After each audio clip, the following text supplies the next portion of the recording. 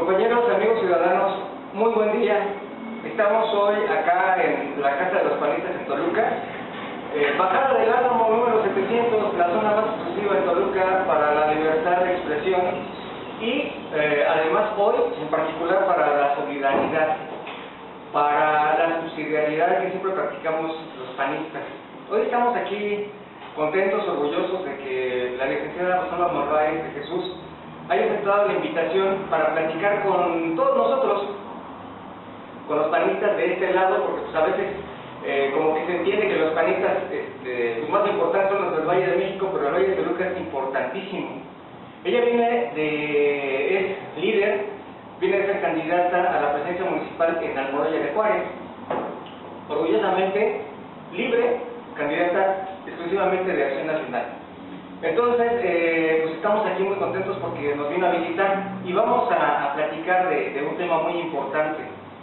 La pandemia dejó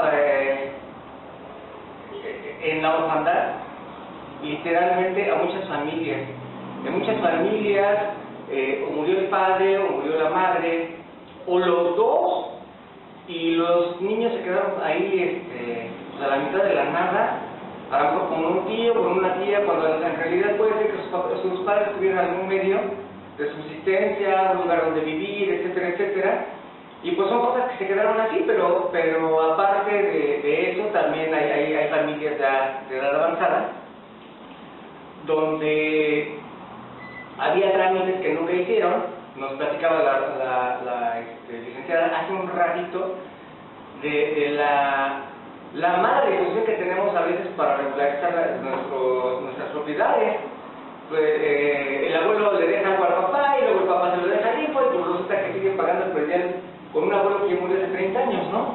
Entonces, pues le decimos que vivo ahí, no pasa nada, tengo la posesión, pero hay que regularizarlo, hay que arreglarlo. Entonces, pues muchas gracias, abogada, por darnos la oportunidad de platicar contigo. Le agradezco plenamente la generosidad nuevamente al licenciado en Contaduría, Gerardo Villalba, presidente de este Comité Directivo Municipal de Toluca, pues otra vez por darnos facilidades para grabar esta entrevista. Abogada, muchas gracias por estar con nosotros. No sé si quiere decir algo antes de que vayamos a las preguntas. Ok, sí, muchísimas gracias, Enrique, por recibirnos aquí en la casa de varios panistas. Créeme que para mí es un honor que me inviten aquí, que me reciban, y sobre todo porque, tú lo dijiste, fui candidata en la elección pasada. Desgraciadamente las cosas no fueron como quisiéramos. Traemos un proyecto bastante bueno para Almoloya de Juárez. Créeme que si algo quiero es que los ciudadanos se sientan atendidos por la gente. Pero siempre hay una manera de ayudar y de servir. Créeme que en este caminar nos hemos dado cuenta que la gente pide, pues a veces asesoría. Y bueno, pues yo estudié la licenciatura en Derecho, soy egresada de la Universidad Autónoma del Estado de México. Todavía considero que tuve buenos profesores, algunos notarios públicos, jueces, magistrados, que compartían su conocimiento, pero que también nos decían que teníamos que servir a nuestra sociedad. Entonces eso es lo que me mueve a estar participando. Créeme que no buscamos así como que el lucro, sino lo que buscamos es ayudar a nuestros vecinos, a nuestros amigos a tener certeza jurídica en su patrimonio. Es lo que queremos, ampliar un poquito la cultura de regularización de inmuebles. Muchos conocidos, créeme que, sin importar la condición social ni a qué se dediquen, muchos no le invierten a regularizar su patrimonio. Entonces, de verdad que agradezco mucho que me hayas dado la oportunidad de estar aquí, de a lo mejor dar un poquito de información para que la gente sepa que pues siempre es bueno tener a lo mejor a un amigo abogado. Yo soy abogada, y un abogado y un doctor es bueno tener ahí como amigos porque siempre los ocupamos. Nosotros nos estamos dedicando especialmente a lo que es pues ahora sí, los juicios de usucapión, de información de dominio, inmatriculación administrativa. Llevamos algunos trámites también agrarios, porque de la comunidad donde yo soy es una comunidad Mazahua, donde todavía nos regimos por usos y costumbres, donde tenemos un comité independiente de agua potable, donde tenemos a nuestras autoridades ejidales, a nuestros comisarios ejidales, consejos de vigilancia. Entonces, todavía hay esta participación, pero también es necesario que les estemos asesorando para que hagan cualquier acto que hagan, pues lo hagan de manera correcta y de manera legal. Correcto. Regálame, por favor, al público tus teléfonos.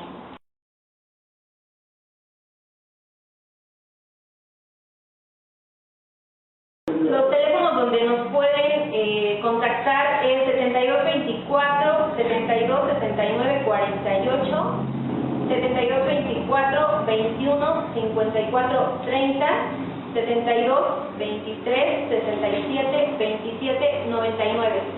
¿Algún correo electrónico? Sí, Rosalba Malváez, así todo junto, con bajas, rosalbamalvaez@hotmail.com. Y bueno, pues la dinámica que nosotros estamos trabajando es, llaman a los teléfonos, sacan una cita, les damos la asesoría, también les damos costos, si deciden llevar su procedimiento con nosotros, que tengan la plena certeza de que somos gente muy formal, muy profesional, y sobre todo que sí trabajamos de manera rápida, que eso es la idea, o sea, no digamos entretener a la gente, sino que sí entregarles el documento que ellos quieren, y bueno, pues la idea es darles una escritura pública que les sirva para en un futuro poder disponer también de sus bienes de manera segura. Excelente, porque luego hay abogados, todos sabemos que vas y le dejas 5,000 pesos, pasa un año y no te dan nada, no te resuelven mañana, pasado soy un alferito, es que el comisario, es que si resulta que nunca te arreglan nada, terminas fastidiando y no vuelves ahí a ver al abogado, porque además vas, le cobras tu dinero y pues luego resulta que ya lo estás acosando, ¿no? Claro, entonces, mira, bueno. ahí yo lo que siempre sugiero es pues que sí se lleve a cabo un contrato de prestación de servicios para que haya certeza para ambas partes, ¿no? También otra recomendación que yo siempre les doy a mis clientes es que nunca entreguen documentos originales sin un acuse de recibo. Que siempre les digan, pues estoy recibiendo certificado parcelario original, junta de asamblea de fecha tal, original, o sea, que nunca entreguen un solo documento original sin un acuse de recibo, porque efectivamente luego hay abogados que se los hacen perdedizos o les piden dinero para que se lo regresen. Entonces, brevemente, ¿cómo cobras tus honorarios? ¿El 50 al inicio, 30, o cómo lo manejas? ¿O al final la segunda parte, o por mensualidades? Mira, nosotros trabajamos normalmente por diligencia, así lo hacemos. O sea, si solo quieren una búsqueda o que nosotros hagamos una investigación o un estudio de algún expediente y les demos nuestro punto de vista, pues obviamente cobramos dependiendo de la magnitud del expediente. Si ya quieren que llevemos todo un proceso, todo un juicio, depende también del valor de los inmuebles. El tiempo también es lo que se tiene que considerar, el tiempo que me tarda hacer algún proceso. O sea, no es lo mismo una inmatriculación administrativa que un juicio sucesorio intestamentario, que se lleva muchísimos años, por ejemplo, ¿no? O sea, dependiendo del tipo de trámite. También, si ya hay acuerdo, en este caso, si va a ser un juicio contencioso o no contencioso. Abogada, pregunta número 1. Jurídicamente, ¿cuál es la definición de propiedad privada? ¿Qué es la propiedad privada? Bueno, mira, la propiedad privada tiene sus orígenes en Roma, pero básicamente la propiedad se divide en dos, hay propiedad pública y propiedad privada. Correcto. Mira, lo voy a aclarar un poquito. La propiedad pública es la que pertenece al Estado. Esa tiene tres características: que no se puede embargar, o sea, si yo quiero venirme de una plaza a un zócalo, pues no puedo. Es imprescriptible, inalienable e inembargable. La propiedad privada se divide a su vez en dos. Concretamente, bueno, ahorita voy a la que tú me referiste, es propiedad privada que pertenece a los particulares, ya sean personas físicas o jurídico-colectivas, y la otra, la propiedad social. La propiedad social vienen siendo los ejidos o comunidades. La propiedad privada se regula por la legislación civil, y la propiedad, en este caso social, por la pues, ley agraria. A ver, la civil también ahí entra las cooperativas. Sí. ¿Sí? Ok, bueno. ¿Qué es un bien mueble? Un bien mueble. El bien mueble pues son todos los que pueden trasladarse por sí mismos o por una fuerza exterior de un lugar a otro. Esos son los bienes muebles. O sea, podemos hablar también de acciones de las empresas. La propiedad intelectual, por ejemplo, todo lo que son los derechos de autor, las marcas, los patentes, eso no pueden ser propiedad. Me voy a ver excedido, ¿verdad? Pero en Estados Unidos tú puedes llevarte tu casa, le metes ahí una máquina y te la llevas a otro lado. La casa sería un mueble. Bueno, es que hay clasificación de bienes muebles e inmuebles. Es decir, la ley dice que los bienes inmuebles son aquellos que no se pueden mover. Todas las construcciones adheridas al suelo se consideran bienes inmuebles. Okay. No se pueden mover. Y obviamente que si las mueves no sufran algún perjuicio en su estructura. Sí. Entonces, hablando de las casas en Estados Unidos que son de madera y que a lo mejor tienen llantitas solo para moverse, sin problema, no se van a dañar. Una grúa. Sí, claro, no se van a dañar, no van a perder su esencia. Los monumentos, por ejemplo, tú no haces monumentos. Sí. Lo puedes dañar, entonces, ¿no? Otras cosas que también, se consideran bienes inmuebles, por ejemplo, son los pies de cría de las rancherías. Todos los ductos, los palomares, colmenares, son considerados bienes inmuebles, no se los puedes quitar porque sí, puede que matar parte de, en este caso hablando de las especies vivas, ¿no? Ok. Entonces, bueno, ese fue el mueble. ¿El inmueble qué es así? No, te decía, el inmueble son todos los que no se pueden, los inmuebles son todos los que no se pueden mover. Okay. Todas las construcciones adheridas al suelo, los palomares, colmenares, lo que te decía, esos son bienes inmuebles, no se pueden quitar de donde están. Hace unos años yo tenía un cliente que tenía, él le llamaba así, pero no era así, era muy grande, decía que tenía una lomita. Entonces era un monte con muchísimos árboles. Pues bueno, el señor un día terminó su hija la carrera de veterinaria y mandó cortar todo el monte y le regaló un cochetazo a su hija de tierra de carrera. ¿También un monte sería un inmueble? Es un inmueble. De hecho, también ahorita que hablabas de los árboles, también los árboles son bienes inmuebles. Entonces sería... No se pueden mover. Y los frutos adheridos a ellos son bienes inmuebles, todo eso. Ya son muebles cuando tú ya los cortas del árbol y ya los pasas a una caja y ya te los puedes llevar. O sea, ya me había preocupado. Sí. Entonces, ¿cómo No, ya son para... muebles, no, pero todas las plantas, construcciones y adheridas a, por el suelo, la adherida del árbol, las frutas, todo eso es considerado bienes inmuebles. Ok, ya quedó.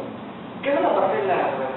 Una parcela viene siendo un lote de terreno, una fracción de terreno que puede variar en medidas. Y a la cual se le da una clave catastral. Este se utiliza no solo en materia ejidal, sino también en propiedad privada. Esa es mi parcela. Okay. A ver, las parcelas también pagan impuesto predial. ¿Pagan agua también? Sí. Sí. En la propiedad privada, digamos, pues tienen su clave catastral, pagan, si no tienen el servicio de agua, pues pagan el paso de red. Okay. Y en materia ejidal las parcelas pagan también su contribución de manera conjunta con el ejido. Que a mí se me hace un robo el servicio de red, porque pues, tú tienes ahí tirado un baldío o lo que sea, ya ni lo firmas ni nada, y tienes 30 años y te tienes que pagar 30 años por algo que no estás utilizando. Sí, se pasa por el paso de red. Ok, muy bien. ¿Qué caracteriza a una propiedad ejidal? Pues mira, la propiedad te decía, es cómo se regula. O sea, la regula la legislación agraria, te decía, pues también es inembargable, imprescriptible, inalienable. O sea, la propiedad ejidal también se considera porque son posesionarios, no propietarios. Es una de las características, que solo cedes derechos. ¿Son posesionarios los que no tienen un título de propiedad? Son posesionarios. Mira, ¿cómo acreditas tú tu carácter de titular de derechos ejidales? Puede ser a través de un certificado de derechos agrarios, un certificado de derechos parcelarios, que ampara una parcela, o bien una cesión de derechos. Esta cesión de derechos es de una parte de una parcela. Pero entonces el tener título de propiedad no quiere decir que deje de ser posesionario, o sea, ¿no eres dueño todavía? Por eso se llama cesión de derechos, porque lo que recibes son derechos a usar un determinado bien. Ahorita si quieres entramos un poquito, yo creo que nos vamos a regresar un poquito a lo que es la propiedad privada porque tiene sus, elementos. Ok, a ver, pero antes de que se me olvide, porque luego tengo una memoria así muy corta. Muere el dueño de un ejido Ujú. Y el dueño del ejido, si estaba así muy enterado, fue al registro agrario nacional y dejó algo que le llaman el sobre. Ujú. En el sobre, el señor dejó a 3 personas que pudieran, que él quería, en orden de importancia, que serían como herederos. Sucesores. Se les denomina sucesores. A ver, entonces, si ese sobre, y ya murió el primero, y nada más está el segundo, se queda el segundo, ¿no? Con ese bien. Y luego pues ya estamos en otro ciclo, ¿no? Pero, ¿qué pasa cuando no hay sobre? Ok, mira, como tú lo decías, la manera en que se da la sucesión en materia agraria es mediante esa lista de sucesores. Ajá. Anteriormente, donde aparecían la lista de sucesión, era en el certificado de derechos agrarios, no en el parcelario. En el certificado de derechos agrarios venía la foto del titular de sus derechos, en el documento venía la foto, abajo, bueno, venían las características de la parcela, sus medidas originales, todo lo que abarcaba su ejido, y la lista de sucesión. Siempre ponían, por ejemplo, a la esposa, y después al hijo mayor, y ahí se iba. Si fallecía el titular de los derechos y digamos que después de él fallecía la esposa, entonces el que le sigue pues era el hijo mayor, o a lo mejor el más chiquito lo ponía después de la esposa, ¿no? Así es como ellos entran a tomar parte digamos, del nuevo ejido. Ahora ellos van a ser los ejidatarios. Dices tú, ok, en el registro agrario hay un apartado donde se pone un sobre que está al resguardo del registro. Y cuando muere la persona, yo tengo que ir, yo hijo o yo esposa, tengo que ir a acreditar mis derechos, siempre y cuando acredite el interés legítimo o jurídico, así lo dice la ley. Entonces, ¿cómo lo acredito? Bueno, pues con el acta de defunción del titular de los derechos y con mi acta de nacimiento y una identificación. Y le digo, necesito que se abra ese sobre porque pues mi papá me dijo que yo era su sucesora. Ahí se abre, pero sí tengo que acreditar el interés. Si no lo acredito, pues no me lo van a dar. O sea, si yo soy el sobrino, no me lo van a ver si está el hijo, ¿no? Sí, así Okay, es, tiene que ser. Muy bien.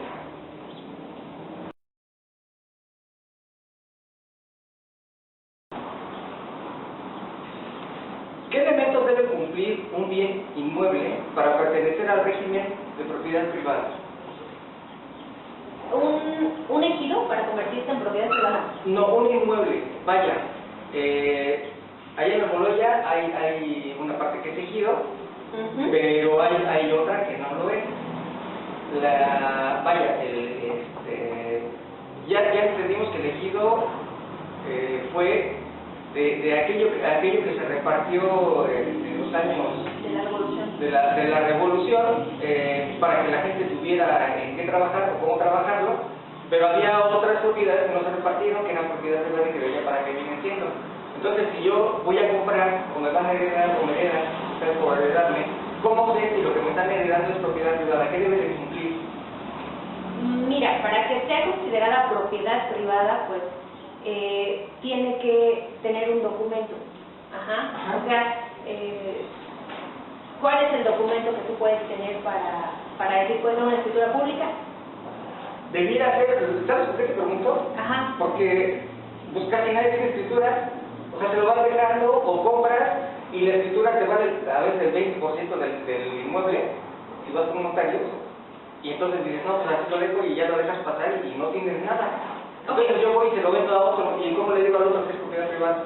Bueno, mira, lo que pasa es que tenemos, digamos, una base catastral en lo que es en los municipios, donde ahí puedes asegurarte de que pertenece a la propiedad privada. O bien, también puedes ir al Registro Agrario Nacional para ver si se trata de una propiedad ejidal. Entonces, es la manera de saber. Como instituciones de registro, bueno, tú me decías que no tienen escritura pública. Los que tienen escritura pública no hay otra manera más que el IFEM, Instituto de la Función Registral del Estado de México, para que acudas a hacer la búsqueda, y en el caso de una propiedad ejidal, pues en el Registro Agrario Nacional. Si no hay escritura pública, digo, te vas a catastro municipal, ahí investigas, tienen ahí los planos, tienen todo lo que es, pues ahora sí las coordenadas, etc. y ahí hacen una búsqueda para que tengas la certeza de que es un predio privado. Bueno, entonces ya quedamos. ¿Tienes dudas? Entonces puedes ir al IFE, que está ahí enfrente del PRI. En caso de que tengas escritura pública. Perdón por el comercial, sí, en caso de que haya, o que quiera yo saber si es propiedad de la persona que me está vendiendo, porque también había que ver si el que me vende es el dueño, porque eso también se da, o puede haber un fraude. Entonces voy y pregunto al IFRE, frente al PRI, Instituto de la Función Fiscal del Estado de México. Y si no, entonces, si es algo en la zona rural, que probablemente son ejidos, no hay que engañarse porque también hay zonas donde ya están urbanizadas y también son ejidos, pero vamos y preguntamos. Ahí a un ladito del Seguro Viejo, en la calle de José Ortiz, está el Registro Agrario Nacional, pero ahorita de inmediato me rebota. No están las preguntas, pero ¿qué es un bien mostrenco? Algo así de decir. Bueno, mira, los bienes mostrencos son aquellos que llegas a encontrar tú y que no tienen dueño. Okay. Bueno, que tú consideras que no tienen dueño. Entonces, por ejemplo, la catedral no, ¿verdad? ¿Sí tiene dueño? Sí tiene dueño. Bueno, perdón. Dominio público. A ver, adelante. Bueno, mira, yo vivo no sé, aquí en esta casa, en Lomas Altas, y resulta que se murió el vecino y no tenía familiares. Yo sabía que no tenía familiares, y la casa se está cayendo hace 30 años, y sé que no tiene dueño. Ese es un bien mostrenco, ¿no? Entonces, a ver, platica. Mira, lo que pasa es que para que uno pueda meterse a bienes que no son, digamos, tuyos, porque tú presumes que ya murió el dueño y no tiene herederos, pues lo que hay que hacer es informar a la autoridad. En este caso, ¿Para que lo queden ellos? Se reparte. Te dan una parte por informar, por dar aviso de que hay un bien que tú descubriste, te van a dar una parte por buena gente.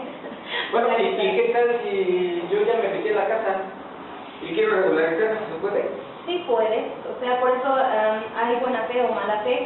En la legislación civil contemplan que puedes tú usurpar un terreno en caso de que haya escritura pública, y bueno, pues serías un poseedor de mala fe. Tendrías que esperarte a lo que te marca la ley, que son 10 años, usar el bien de manera continua, pública, ininterrumpida, a la vista de toda la gente, pagar impuestos, pagar agua, ir a hacer algún traslado de dominio aquí al municipio. Si no tienes traslado de dominio, ni te hagas la discusión. No, pues tienes que contribuir. Si no estás pagando tu predial, porque pagar tu predial indica que de verdad tienes la posesión, ¿no? Sí, esa es una manera de hecho, bueno, piden las preguntas que tienen también los requisitos para usucapic y para hacer una matriculación, o sea, es parte de los requisitos que te piden las autoridades para poderle darle trámite a tu procedimiento. Bueno, ya seguimos, porque si no, antes de ver que la abogada tiene muchísimas cosas que hacer todo el tiempo y tiene que salir aquí muy rápido en unos minutos. De cualquier manera, no quiso dejar pues la oportunidad de platicar con ustedes, con nosotros, y pues te agradezco mucho porque sé que llegaste aquí con el tiempo muy medido. Muy bien, entonces llegamos a lo que platicamos en el inicio. En el inicio platicamos de que en esta pandemia ha habido muchas víctimas, muchos niños que se quedaron solos, a lo mejor sin sus dos padres, sin el papá, sin la mamá. Tengo un cliente que tenía todo listo, testamento, bueno, lo que se te ocurra, porque tiene bienes, tiene un negocio, bueno, todo ya estaba preparado para el día que muriera, y muere su esposa. ¿Y se lo dejó a ella? Sí. ¿Dejó a ella lo que está mal? Porque el que está enfermo es él. Bueno, tiene problemas de presión alta, etcétera. Y pues el que calculaba que moría era él, y su esposa en 8 días murió, de no tener absolutamente ningún síntoma de nada. Bueno, entonces, por eso te pregunto, ¿qué es el testamento? Bueno, mira, un testamento es un acto jurídico personalísimo, unilateral, donde el testador manifiesta su libre voluntad de disponer de sus bienes.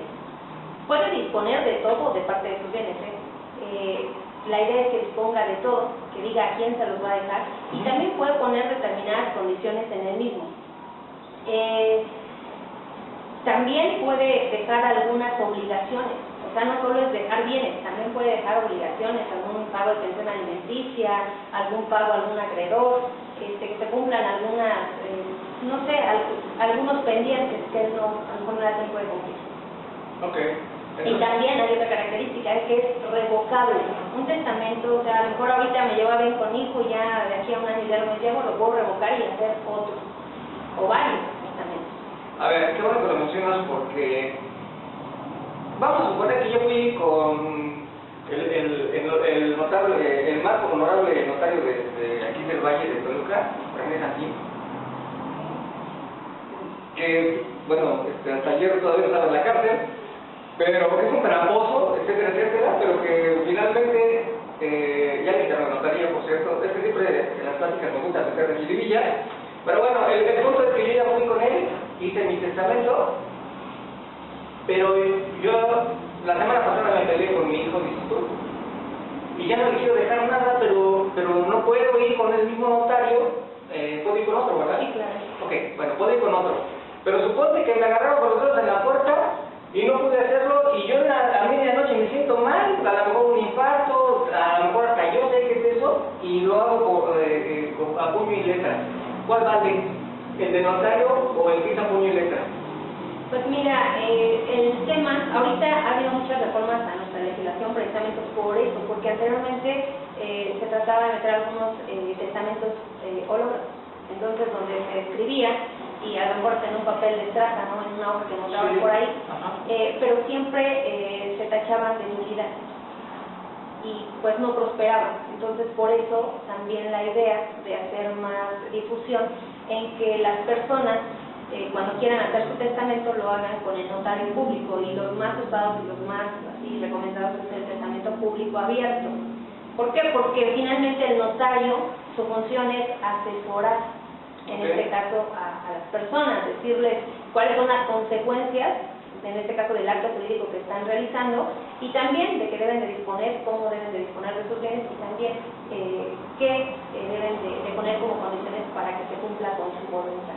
Okay. Correcto. A ver, ahora te va otra. Supe de una persona que estaba enferma y había dejado un testamento. Ya sabes, el señor se casó por segunda ocasión y los hijos, ya viejos y demás, ya les había dado su parte, pero lo vieron así ya en su lecho de muerte y fueron y le tomaron el dedo y se lo pusieron a un papel en blanco y lo redactaron. ¿Cuál vale? ¿El de la huella o el que está ante notario? El que está ante notario. El que está ante notario, porque siempre, bueno, cuando lo hacen así como me lo platicas, al igual que el del infarto, normalmente siempre no vamos a tener la certeza de que fue su libre voluntad. Correcto. Porque a lo mejor hubo coacciones, hubo violencia, hubo intimidación, hubo algunos elementos para decir que pone o a lo mejor muchos de los que te comentaba que se hacían así, que decían que era el puño y letra, falsificaban la firma o trataban de hacer la firma y dicen sí, me lo deja todo a mí, cuando en realidad no es. No hay como que sea ante un notario público, y ahorita ya se eliminó el tema de dos testigos, porque ahorita ya que luego los testigos iban y le decían al amigo que era hijo del testador, que ya empezaban a haber problemas porque a mí no me dejó lo que yo quería, o me dejó menos.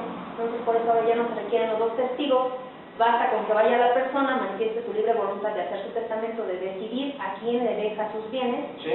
Y cambia. Ok, el asunto de los hijos ahorita que lo menciona, la calidad de hijo, el juicio sucesorio testamentario, el señor murió y no dejó testamento.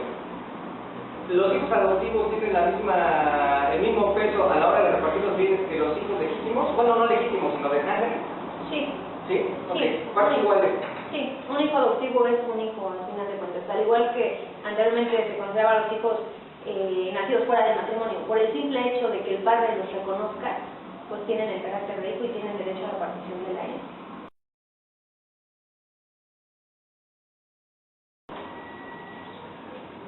Me surge la duda, abogada, porque pues a veces conoces a alguien que te atrae, que te llena, que te enamoras, vaya, para rápido. Y entonces se van a vivir juntos Porque no tienes dinero para la boda, porque a lo mejor te peleas y quién sabe qué pase. Platícanos cuáles son los derechos porque se maneja así, no te casas si eres concubino o concubina, cuáles son los derechos de uno y del otro. Bueno, mira, primero, cuando tú decides compartir una vida común con tu pareja, Sí. pues obviamente tienen que platicar de qué es lo que ambos quieren. Si a mí me preguntas, yo sí soy casada. Sí creo en la institución del matrimonio, sí creo. ¿Por qué? Porque finalmente es un acuerdo donde tú decides compartir la vida en común y digo, son muchos deberes y obligaciones. O sea, hay derechos, pero también hay obligaciones, ¿no? Tus derechos es obviamente a que también sea fiel tu persona contigo, a que te ayude en la casa, que contribuyan ambos para los gastos. Sí. Y tu obligación, pues te digo, ayudarle en las labores de la casa, muchas cosas. Ahora, respecto a una concubina, no hay gran variación, ¿eh? Una concubina también decide, lo único es que no firman un acta de matrimonio, no está por escrito. Pero digamos, si cualquiera de los dos quisiera reclamar determinados derechos, los puede hacer valer con o sin documento. Correcto. Mira. Es más fácil, Ajá. obviamente, con un acta de matrimonio, ¿no? Si después pretendes divorciarte, pues, ¿qué podrías reclamar siendo esposa? La mitad, ¿no? ¿De qué? De lo que haya. ¿Y si no hicieron nada? Porque aquí muchos creen que si a mí me heredan y yo me casé bajo el régimen de sociedad conyugal y mi mamá me hereda una casa en Las Lomas, pues mi pareja tiene... ¿La mitad? No, y no es así. ¡Wow! Esa no la había escuchado. No es así. De lo único que puedo yo reclamar, o tú como mi esposo, Sí. es a lo que hicimos ambos durante la vigencia de ese matrimonio de esta ley. ¿Y cómo lo compruebas? ¿Qué hiciste? Bueno. Porque lo tenías y luego ya lo adquiriste. Porque tiene que ver con el documento que se elabora.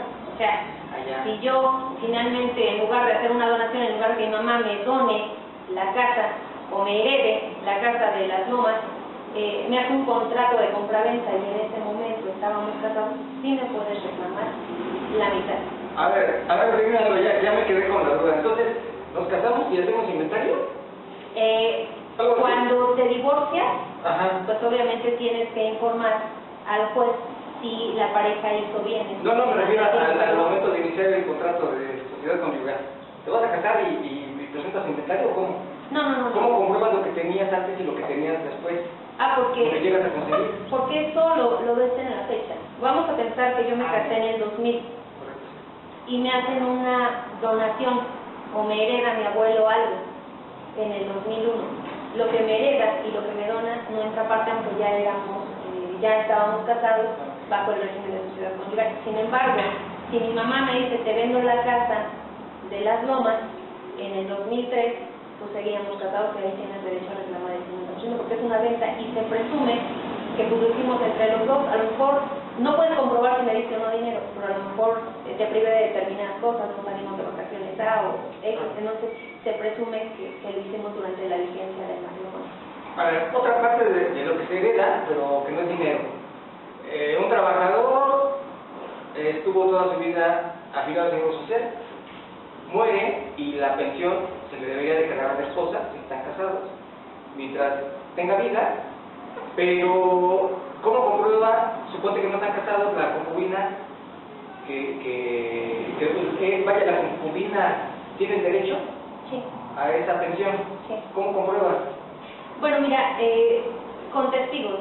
Finalmente ella tendrá que hacer la manifestación, tendrá que reclamar los derechos y con testigos tendrá que acreditarle. Ahora, si tuvieron hijos, porque desde que hubo reforma en la ley, anteriormente eran 5 años de vida común para que se acreditara el concubinato, ahora ya solo es 1 año, y si tienen hijos antes de cumplir ese año ya se considera concubina.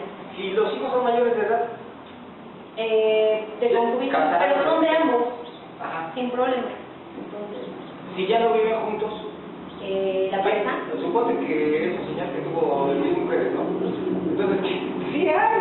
Sí. Entonces ¿quién hereda? ¿La esposa o cualquiera de las concubina. No, si o tiene alguna. esposa y se casó, pues la esposa es la que va a reclamar, pues es la que va a acreditar. Aunque no viviera con Pero él. si la última, si no se divorció, Ajá. jurídicamente la esposa es la que tiene los derechos.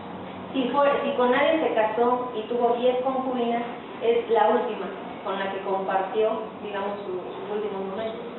Y otra vez regresando al caso, esposa y 10, la esposa, y luego al final de su muerte ya no vivía con nadie. Pero nunca se divorció, nunca solicitaron el divorcio. Entonces es la esposa. Es la esposa la que va a poder acreditar y reclamar los derechos. ¿Qué necesita la esposa para reclamar?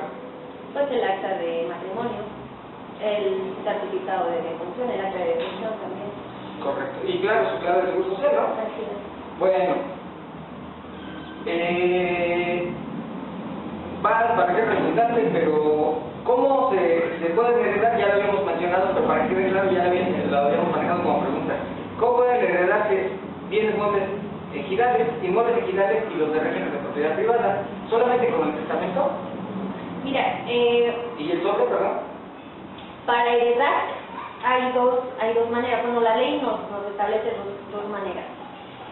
La sucesión testamentaria y la intestamentaria. La testamentaria es por disposición del testador, de la persona, él decide a quién se la va a dar. Y la otra es cuando no se deja testamento, pues se tiene que abrir un juicio sucesorio intestamentario. Ahora, se puede llevar por vía notarial o bien por la vía jurisdiccional ante un juzgado de lo civil. ¿Cuándo procede ante notario público? Cuando no hay controversia entre los herederos. Cuando no hay menores de edad sujetos a pase a potestad, a guardia y custodia. Y si hay conflictos, si hay menores de edad, entonces tiene que ser por la vía civil. Okay, me tocó ver, es que en este mundo se ve de todo, de una persona que se cambiaba el nombre. Se casaba en diferentes lugares y se cambiaba el nombre. Entonces, ninguno de esos matrimonios son válidos, ¿no? Porque vaya y se cambie el nombre, o sea, van a mordida para que les va a parecer monstruoso, pero sí pasa.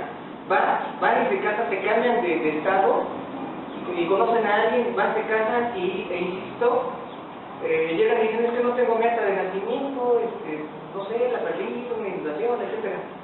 Ahí no vale nada, ¿estamos de acuerdo? Pues sí. Pues mira, tendría que hacerlo, pero ¿te refieres a una persona que vive o que ya falleció? Una persona que se casa y luego muere. Sí. Ahí ¿qué pasa? Pues mira, tendrían que hacer un juicio de identidad de persona, para que digan, de acuerdo a sus registros, que pues cuando nació se le puso Juan Pérez González y que toda su vida, vamos a pensar, hasta secundaria utilizó ese mismo nombre, y ya cuando se casó pues ya era otra distinta.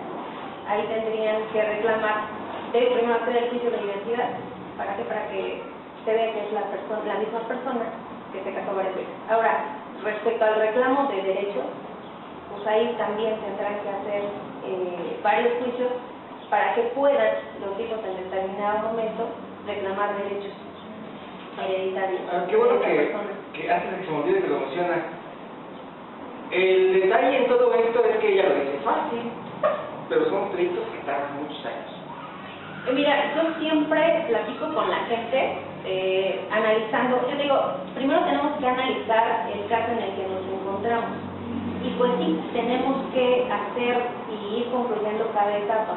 Te decía, si no tenemos que hacer primero el juicio de identidad, para acreditar que es la misma persona, después hablar con los herederos, hacerles un planteamiento de cuál sería la propuesta de someter a un juicio histórico testamentario, por ejemplo, y que todos manifestemos la conformidad, nombrar alguna albacea, etc., para que esto vaya caminando de manera rápida. Correcto.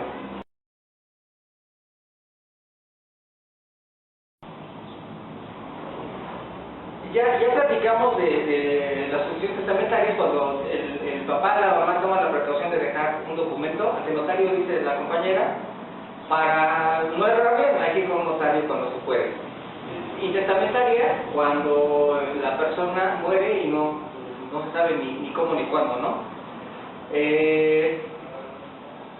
Tengo dudas en ese sentido, porque también ya mencioné del que va y dice que se cambia el nombre y resulta que no era él. Pero ¿qué pasa cuando alguien va, se casa con otra persona en otro estado, que por lo que pasa es que antes les da de parecer absurdo, pero antes cada estado tenía su propio registro civil y hacían lo que se les echaba la gana y se casaban en el Estado de México, luego se iban a casar a la Ciudad de México y luego se iban a Guadalajara, bueno, a Jalisco y así. Entonces, ¿qué pasa cuando alguien va y lleva un testamento? Bueno, deja un testamento ante notario y dice, no tengo hijos, y sí los tiene. Y le dejo todo a mi esposa, ella, y presenta su acta de matrimonio, y dice, pero no tengo hijos. Bueno, mira, todo acto político que se haga, digamos, con vicios ocultos, porque hay vicios, se le está mintiendo a un secretario público, es tachado de nulidad. O sea, se anula. Ajá, que hacen efectos. Pero si dice, le dejo todo a ella, ¿es válido? Mira, lo que pasa es que sí ocurre en la práctica. Se da mucho que yo me llevo bien con mi mamá y yo la llevo con el notario y le digo que ella declare que yo soy hija única, que no tuvo más hijos, solo para que yo salga beneficiada. Entonces, si mis hermanos se enteran y dicen, oye, es que no es cierto, ella está mintiendo porque no solo tuvo una hija, tuvo más y nosotros somos. Entonces, ese documento se invalida. Ahora, también se da el caso en el que el testador dispone de la totalidad de los bienes. Eso también hay que mencionarlo porque yo me caso bajo el régimen de sociedad conyugal y ya falleció mi esposo. Entonces, dispongo de la totalidad y le digo, les doy a Juan, a Pedro y a Gonzalo X porcentaje de los bienes y no considero a otros dos, por decir. Ellos dos pueden reclamar la parte de mi esposo, porque número uno, yo no podía disponer de la totalidad, solo del 50%.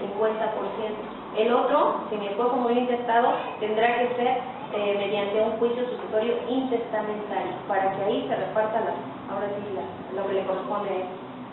Ok, hay otra cosa que lo olvido igual. ¿Qué pasa cuando vas y dices, te dejo todo a mi esposa? Sí se puede. Mira, pero resulta que no hay inventario en el testamento. Porque ahora me enteré hace poco tiempo, hace como 2 años, que el testamento debe tener un inventario, sí le dejas, pero ¿qué le dejas? Entonces, ¿qué pasa cuando no hay...? Lo hacen a menudo porque dicen, bueno, le dejo lo que alcancemos a tener, pero además no se lo dejo porque no tengo escritura de la casa, porque me la dejó mi papá o el abuelo, etcétera. Entonces, ¿ahí qué onda? Bueno, mira, cuando ocurre ese supuesto, pues básicamente lo que tenemos que hacer es tramitar los documentos correctos para que tú puedas decir que eres dueño de tal inmueble. Por eso les decía, o sea, no podemos decir que soy dueño de esta casa si no tengo una escritura. Es lo ideal. Cuando yo voy con el notario a hacer mi testamento, pues me va a decir, a ver, ¿qué le va a dejar a sus hijos? No, pues la carta que está ubicada en la manzana tal y su escritura no la tengo. Ah, bueno, pues entonces vamos a iniciar por eso. Vamos a regularizar esa casa mediante un juicio de información de dominio, de usurpación o una inmatriculación exclusiva, o sea, un documento real que obviamente me valga para poder darle a la gente. Si no, lo único que voy a heredar son problemas y juicios que tengan que tramitar ellos, ¿no? Ok, correcto. Entonces, había que empezar por sacar la escritura. Sí, claro. Buscar y buscar y buscar. Puedo tener un contrato. Anteriormente, bueno, digo, hace muchos años se hacían los contratos privados de compraventa y se timbraban. También eran válidos, ¿no?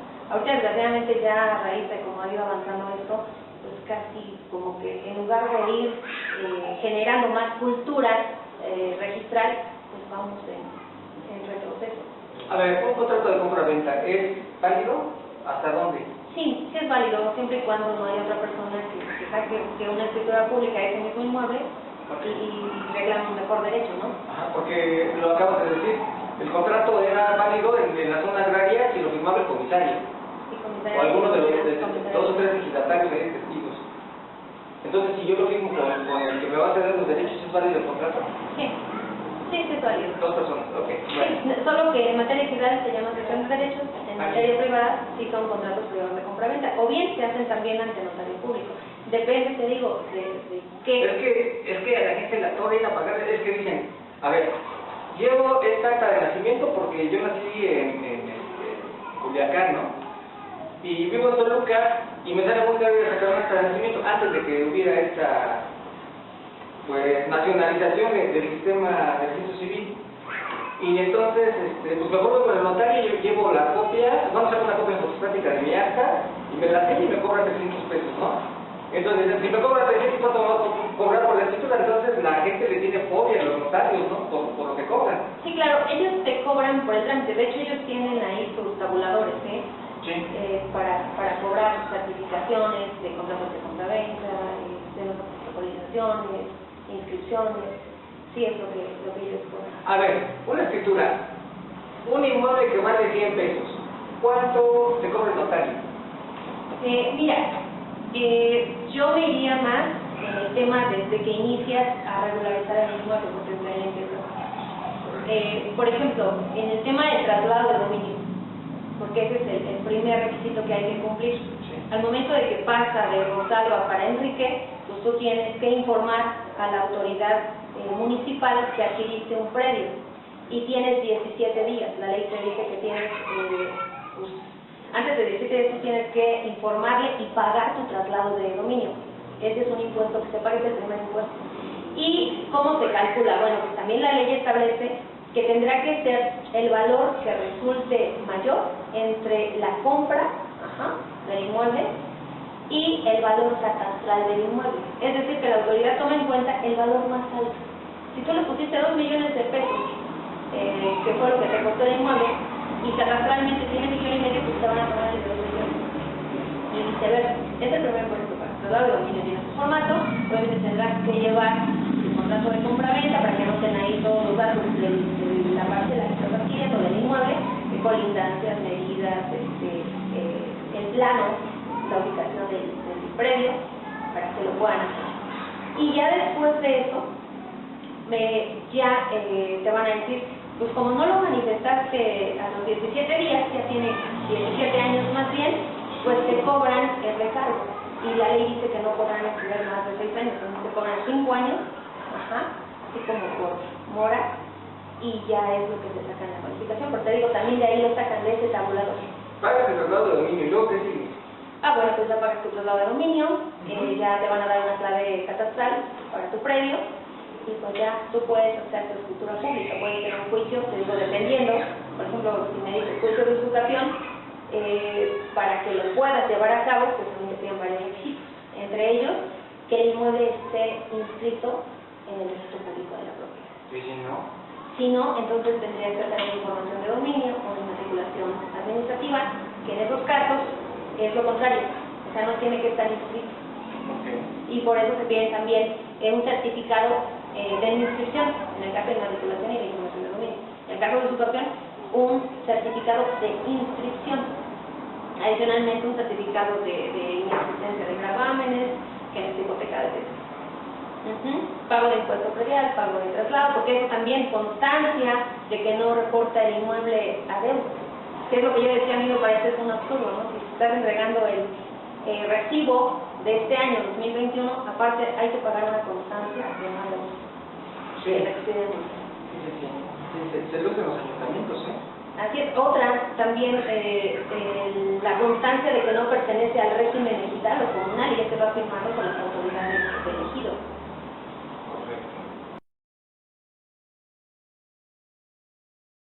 Un bien inmueble que adquirí en tal ubicación. Tendrás que acreditar, más bien acompañar a tu solicitud el contrato original, sin tachaduras, sin desmetaduras, sin nada que se presuma que fue alterado, donde queden bien plasmadas las medidas, las colindancias, que obviamente también el contrato cumpla con las formalidades que establece la ley. Y bueno, pues ya una vez que ingresa tu solicitud, que acompañas de los documentos que te mencionaba hace un rato, el certificado de no inscripción, el certificado de no adeudo, el traslado de dominio, el plano de ubicación del predio, un avalúo catastral que también te piden, puede ser por la autoridad municipal o por uno que tú contrates, lo tienes que acompañar, deberá de ir firmado en este caso por el solicitante, y si no, pues por su apoderado legal. Si tiene apoderado, pues acreditar que se aceptan poder simple o poder notarial para que te lleven el trámite, pagar los derechos correspondientes ante del registro y pues ya se lleva el trámite, ¿no? Al final te van a entregar una sentencia administrativa donde te reconocen la posesión, ¿sí? Enrique es posesionario de ese inmueble, lo acredita tal, y ya, sin más. En el caso de la escritura, bueno, pues ya estaríamos hablando, se me ocurre, una información de dominio, que eso lo haces ante una autoridad jurisdiccional. Ahí es, por ejemplo, lo contrario, ahí se requiere, digamos, que tú vayas no con una autoridad administrativa, sino con una autoridad jurisdiccional, ante un juez de lo civil. Ajá, ahí ingresas tu solicitud, le dices, yo adquirí este inmueble, no tiene antecedentes registrales y quiero que usted me reconozca el carácter de propietario. Al final, los requisitos vienen siendo similares, igual, pago, traslado de dominio, contrato de compraventa de quien le adquiere el predio, plano de ubicación, y obviamente las constancias también de los comisariados fiscales de que no pertenece al régimen fiscal comunal, constancias también del municipio de que no afecta o no pertenece a un bien público, y al final le va a entregar el juez una resolución. Ajá. Perdón, antes de eso sí quiero hacer notar que se van a pagar publicaciones de dictos, por si hay alguna persona que reclame algún derecho de ese bien, o sea que diga, no, espérame, ¿cómo que lo quieres? Tú lo posees y quieres convertirte en propietario si yo tengo un documento. Para eso se hacen las publicaciones. Esto es a costa del solicitante y pues ya una vez que cumples con estos requisitos, te piden también testigos para que acudan ante el juez y obviamente te reconozcan que tú tienes la posesión, pues también que ha sido de buena fe, pública, pacífica, continua y de manera ininterrumpida, que pagas impuestos y obviamente pues ya te dan el carácter de propietario. Ahí no es concesionario, es propietario, ahí sale así la resolución, que una vez que ya acreditaste todo ante la autoridad, se da el carácter de propietario y se empieza se pasa con el notario para que se haga su escritura. A ver, y finalmente se inscribe en el registro público de la propiedad. Ya sabes que me gustan las cosas extremosas. Una persona muere, le deja los bienes a su esposa, bueno, les va a hacer notario, etcétera, etcétera, pero los hijos ya grandes no están de acuerdo de que le haya dejado a la señora la casa. Bueno, y van, eso es real, es la persona que tengo que representar de acá de este lado del municipio. Muere el señor, aunque se repite constantemente, muere el señor y la señora a los 2 días va al mercado y cuando regresa ya le cambiamos la chapa. Hay un testamento, pero no hay escritura para que ella pueda reclamar eso de hecho. ¿Qué es eso? Así muy brevemente. Bueno, mira, si los hijos están en esta situación, lo que haríamos con la señora es pues, que haga una denuncia en contra de sus hijos. Y, no son hijos no son hijos de ese matrimonio, sino del anterior. Bueno, porque bueno, ella primero tiene que estar, digamos que resguardada, podemos pedir que le pongan algunas limitaciones a estas personas que les están causando molestia a la señora. Segundo, primero sacarlos, ¿no? ¿Viven ahí con ella? No, se metieron le cambiaron las chapas y ya no pudo entrar a la casa. Pero ellos viven ahí. Sí, y ella ya no, por supuesto, ya no pudo entrar. Bueno, lo que tendríamos que hacer sería denunciar estos hechos para que obviamente se proceda contra estas personas. Y segundo, lo que te decía, la señora tiene que hacer valer sus derechos. Ajá. No hay otra manera más que actuar para que ella tenga la titularidad de esos bienes, pueda disponer, pueda venderlos. Quería decirte, independientemente de lo que quieran o no los hijos, tú al ser dueño de determinado bien, eres libre de disponer a quién se lo das. O sea, ahí no pueden decir, es que yo soy hijo y ¿por qué no me dejó a mí y estoy inconforme? No.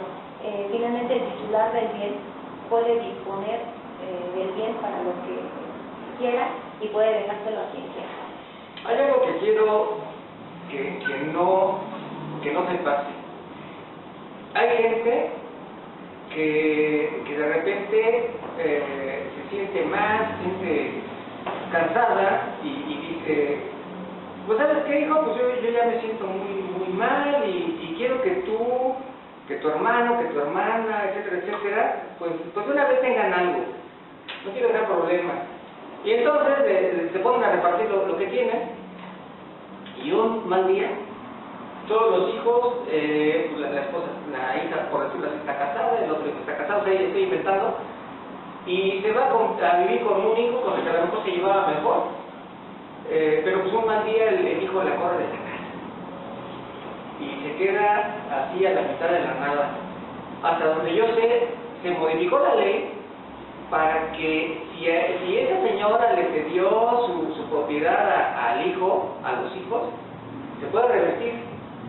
¿Cómo, en qué términos se maneja eso? Porque hay muchas personas que hacen eso. Y yo tengo a mi mamá y le digo, tengo hermanos y le digo, no te entregues nada. Si quieren algo, hasta el último día, no les des o no nos des nada.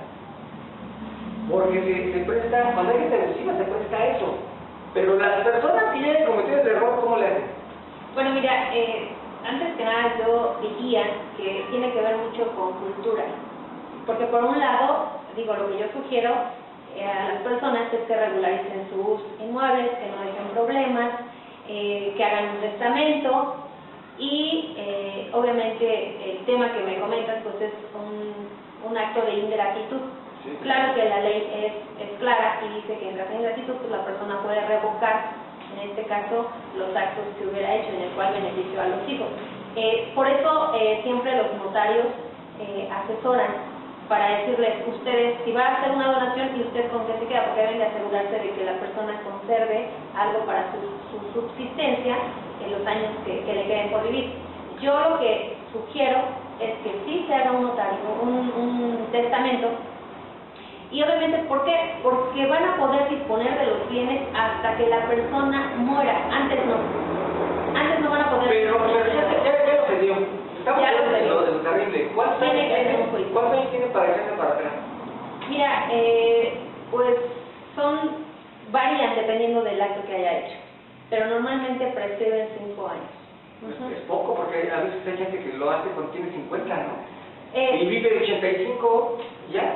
5 años para arrepentirse, si lo están viendo, no hará más 5 años.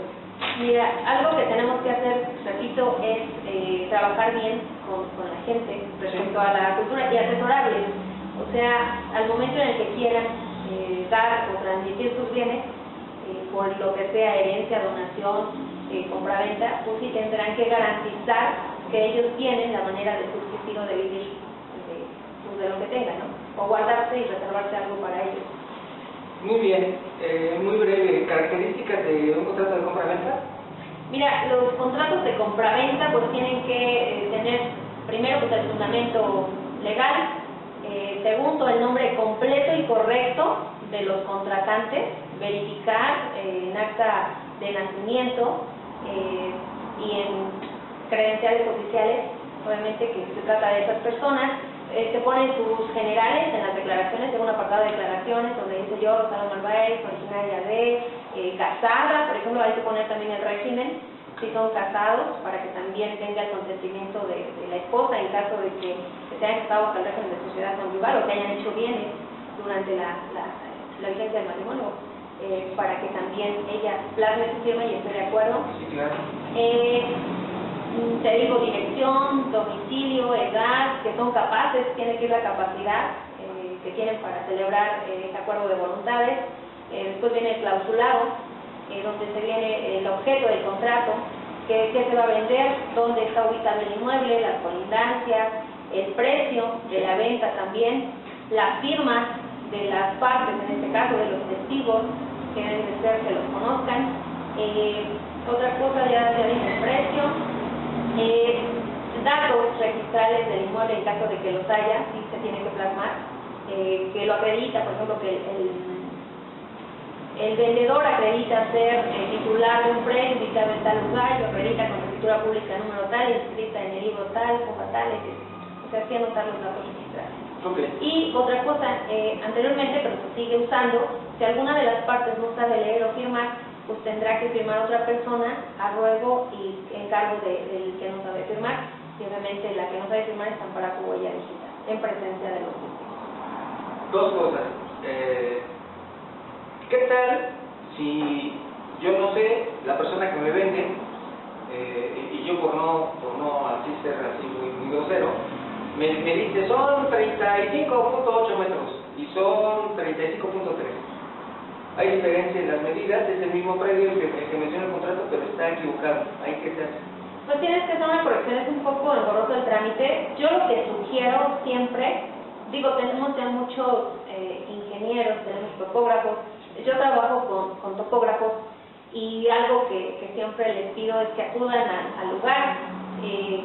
Ya hay también pues sus herramientas de precisión, donde ya nada más colocan los puntos cardinales, ponen ahí sus varillitas y obviamente pues ya son medidas digamos exactas, ya no hay de que se movió para acá y aparte, ¿no? Colocamos también algunas mojoneras, algunas delimitaciones para que ya quede bien delimitado. Pero el compra ya está equivocado, entonces se puede arreglar. Sí, de que se puede, pero pues sí, el trámite no es tan sencillo. ¿Entre caro y engorroso? No caro, tienes que ir al área de catastro para que te hagan una nueva medición, tienes que ir con tus...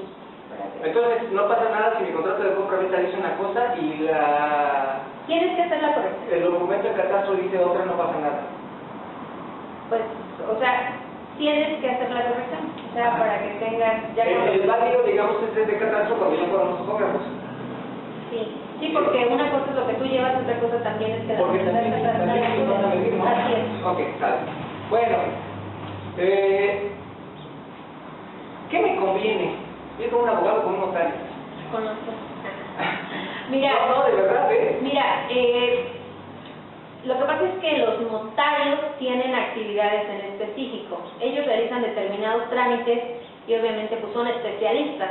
Si me hablas de un testamento, pues no lo vas a hacer con un abogado, forzosamente tendrá que ser con un notario público. Si hablas de una escritura, pues el nombre viene de escribano, ellos son los que elaboran las escrituras públicas. Nosotros los abogados lo que hacemos es asesorar, en este caso a los clientes, llevarles sus procedimientos, hablando de algún juicio, y bueno, pues digamos que trabajamos muy de la mano con notarios públicos, porque siempre necesitamos también servicios de notarios públicos. Es que te preguntaba porque se ampliaron las funciones de los notarios. Hace unos años no entraban tanto y ahora ellos ya también, por decirlo así, entre comillas, litigan, ¿no? Mira, lo que pasa es que los juzgados siempre han tenido una carga tremenda de trabajo y lo que se ha hecho es que los notarios les ayuden a reducir un poco la carga de trabajo. Hablando de los juicios sucesorios testamentarios y intestamentarios, los pueden llevar los notarios y te los hacen así de rápido.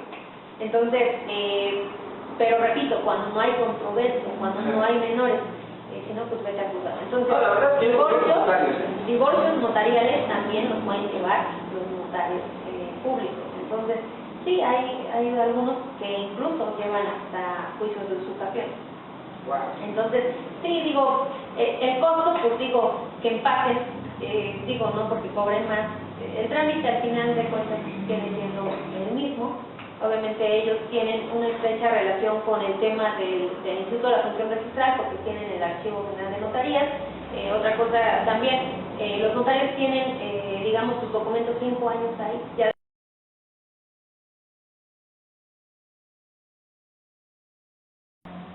Ya lo mencionaste varias veces, pero ¿qué es un juicio de usucapión? Mira, un juicio de usucapión, el juicio de usucapión se utiliza para usurpar bienes muebles o inmuebles.